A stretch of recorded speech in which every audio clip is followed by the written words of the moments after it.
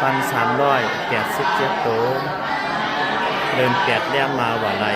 3 คำแม่นก็วันที่13 6 เดือน 2025 วันศุกร์พระปีน้อยพระปีหลงกำลังเราเด็กวาเด็กเราลักสุดทำจาตามังกละทำสุดนานาต่างๆก็กลางวันมาในก็ไปเห็นทำไปโฮงเห็นหัวหัวโขงก็ไปลาขับมาไว้พระเจ้าเยาสู่ทำเยาในก็เราทำหลงเปียดมุ่งตุ่มอันนี้ครับฐานาตีวัดพระสิงห์หลวงโบกัดเขต3 นครเชียงตุงเป็นพวกผมว่าอันนี้มาอยู่ใหม่ในเขตถ้ำนะครับมาอยู่ตก3 เดือนเนี่ยเขตปารามีอันนี้ก็มาอยู่จอมกันนะแต่ว่าอันนี้มันได้เปรียบเติมแทงโล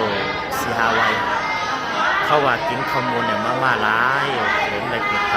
ำทางหาห้องวันก็ได้เปรียบปารามีอันนี้ก็เอาไปด้วย